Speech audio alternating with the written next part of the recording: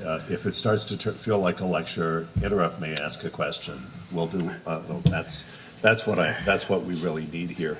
And all right, folks, this is part one of the Trimet board meeting. This guy right here is Jarrett Walker.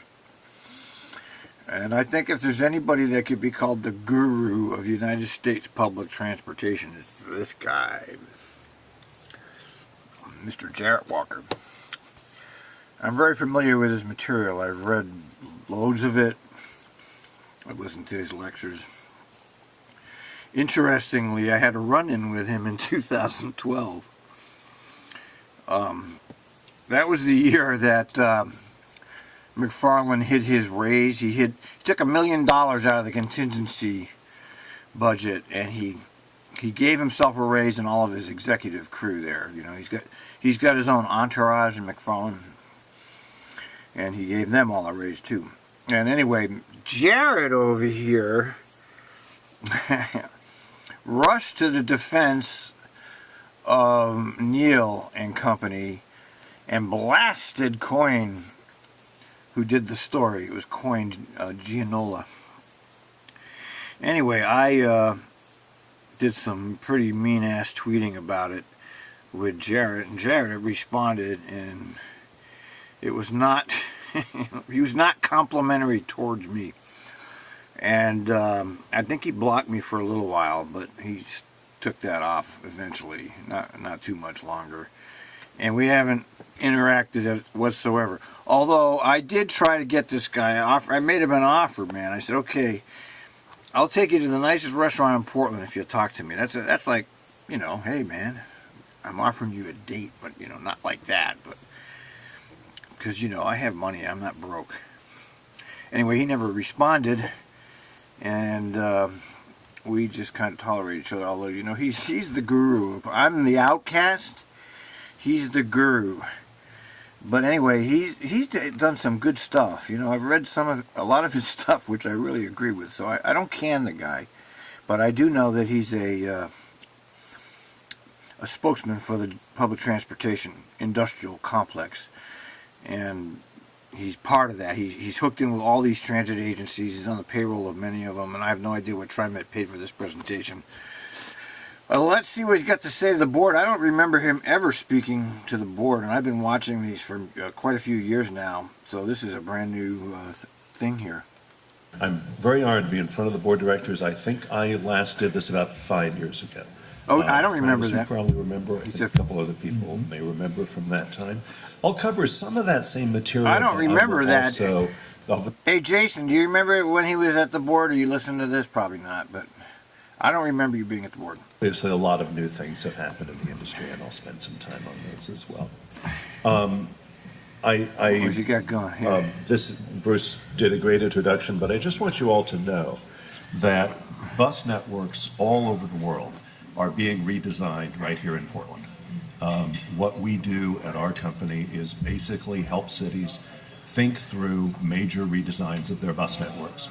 So, for example, the bus network in Dublin, Ireland is being redesigned in Portland as we speak. Oh, you mean Philadelphia, many other major cities around the world. You mentioned Auckland, New Zealand. So that's an exciting thing for Portland, I hope, to know that. Well, so that means Trimet. So he must be working on these projects. He's living in Portland again. This guy is multinational. Okay, he's big. Okay, he's the biggest guy in public transportation, which of course, you know, I make fun of him because anybody that's important I make fun of, because that's just the way it should be, right? Somebody has to be a critic. But you know, we have all that happening here as part of our work. I think I need to start, as always. There's always some reason to be distracted from the core work of fixed route transit. There's always something else going on that seems more interesting, more exciting. And right now, the something else that's going on is all this new kind of technology to create more demand responsive services, and of course, further down the line, the prospect of automation. I want to start And hope we'll have some discussion about this by really putting that in context. Because as I follow the industry and as I go from city to city, and as I certainly follow what's coming out of the tech industry, I think we have a lot of misleading messages out there about what demand responsive service really is and can do, and also about what automation will ultimately mean. There he is. I think a lot of transit agencies Randy the are Hatchet Man under Stedman. pressure to disparage their own fixed route transit networks, I think, to an inappropriate degree in pursuing, this latest cool thing. All of which is to say these technologies are going to be very useful in a lot of ways, but we must never put the technology before What is he the doing? point, Eating the real something? point, He's which eating is the something. next game. He's having dinner. That's always the challenge when you have enormous amounts of money being spent. He's having dinner during a board meeting. Boy, about the whole. We have to always remember that he's ultimately taking the notes. case for public transit is about space. There are lots of other excellent cases for public transit. Access to jobs, access to opportunity for disadvantaged people. But if you really want to get down to why, as cities grow denser, public transit becomes absolutely unavoidable and absolutely essential. See, they have this nice chart. We've seen this before, right? Spatial argument. On the left is 100 people and the amount of space on a street they take if they're on a bus. The middle. All right, this is not something new. We've seen this before. This is not Trimet specific. He's talking about public transportation in general here. The middle is if they're on bicycles, and the right is if they're all in cars. And if they're all riding Uber and Lyft, it also looks like the image on the right. That's very important. Yes, see. So certainly what we've gotten in the way of that's geometrical. New forms of taxi service essentially have not changed the basic reality that this is about space, and nothing ever invented uses urban space as efficiently as fixed route transit for moving large numbers of people, for liberating large numbers of people, I would say, in the context of a dense city. Well, you can't argue with that. I mean, obviously the bus is the equivalent to the cars, but what is this? Is this bicycle? Who are those people? Oh, those are bicycles, I see. And then there's this. Yeah, we get that, Jared, yeah. You can immediately see, too, that one of the reasons why the transit conversation is so difficult is that the role of transit is going to be so different in different places, right? This image is taken, obviously, in a high-density city like inner Portland. Not all of the region looks like that. This is not how transit is going to work in Happy Valley or South Hillsborough or any number of other places that are, by design, much less dense. And we'll talk about those differences. But we should understand right away that one of the reasons why the transit conversation becomes difficult. Do you see how good this guy really is? Unbelievable public speaker. He's not even reading off notes. He's reciting this material off the top of his head, and that shows you how. Okay, that's a hard thing to do. You have to have a very high IQ to be able to remember all this material and present it like this. So I always respect it as his IQ is certainly higher than mine, of course, me being just a lowly bus driver. Especially as you go up to higher levels of government, is that the urban experience of this is completely different from the rural and outer suburban experience. There is no way, a place like Happy Valley, by design, is not going to experience transit in the same way as inner city Portland.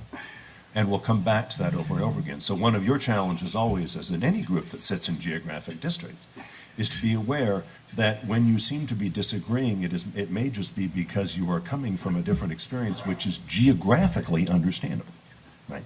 That it is geographically understandable that you're having a different perspective on this issue, depending on what your community looks like. So again, in dense cities and those wanting to be dense, transit is existential, by which I mean the city is impossible without it. There is no dense city in the world that is not pursuing transit, relying on transit, because it's geometrically impossible to be a dense city without relying on high-capacity transit. So be careful when anyone tells you that new ideas or technologies are, quote-unquote, disrupting fixed transit. One of the things that's helpful sometimes when I hear the... Well, he's saying that Uber and all of them are never going to replace light rail, subway, bus. He's right, obviously, because, you can't you can't replace mass transit with Uber. Uber's just an augment to a taxi cab, basically. It's not going to replace mass transit.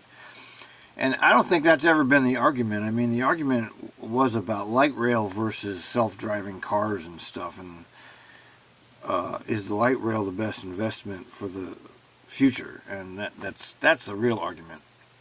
Term innovation is to always ask yourself, does the word innovative really just mean patented? In other words, is this being called innovative because someone will make money off of its success? And that's sort of filling the airways because these companies have a lot of money to fill the airways with their message. Yeah, he's right there. But that may not actually align with, may not always align with its actual value. And as we all know, some old ideas are really good. And fixed route transit is an old idea that's still really, really good, and I hope to establish that here. So one of the things I often hear, and I have lots of conversations with people coming out of these innovative or disruptive spaces, is that we have this app, and the app changes everything, right? Do you remember hearing often that the most important innovation in transportation is the smartphone? People said that a lot for a while. And the idea is that communications, the vast increase in the efficiency of communications is going to transform completely what transit has been. We now know that that's not true, because the brute fact of transportation is not something that happens in virtual space. It's something that happens in physical space. And the laws of physical space haven't changed at all. The basic problem of physical space in the city is that there is not very much of it per person, and therefore you have to manage it in some way and use it efficiently. And if you don't do that, your city is strangled by congestion in a way that stops growth and strangles the economy. So, and the point is, that's geometry. That's not even physics, that's just geometry. This fact that cities have a low amount of space per person is just part of the definition of a city. You can take that to the bank. It's always... Well, that obviously makes sense. I mean, we have no... How can anybody argue with that? You can't, because it's physics. It's not even geometry. You can't you can't transport 1,000 people and 1,000 cars at the same time. You can only do that with mass transit. Is going to be true. It's like the value of pi. Yeah, see, value of pi. About it, right? This is what a city is. So the thing if you want a slogan, remember, technology never changes geometry. It never has, never will, can't. And so if you can keep in your mind the fundamental spatiality of this topic, transit is spatial, transit happens in geography, it'll help you resist this notion that somehow the cool stuff that's happening is in the virtual space and that will somehow transform the physical space. It's not doing that. Uber, as we know, Uber and Lyft are doing what they can to increase vehicle occupancy. As they do, as they try to do this, they're morphing more in the direction of fixed routes, telling you to walk down to the street to catch their vehicle. Yeah, Uber and Lyft are basically taxis, and everybody knows they're not going to replace mass transit just because of cost.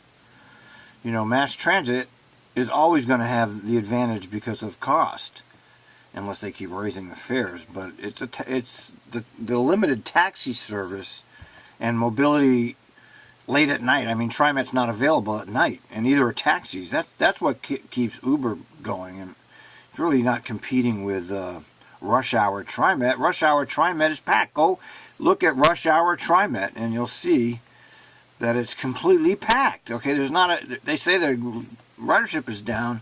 Well, actually it's because there's not any more space, which nobody actually talks about. I mean, Uber and Lyft are not going to replace mass transit. That's absolutely for sure.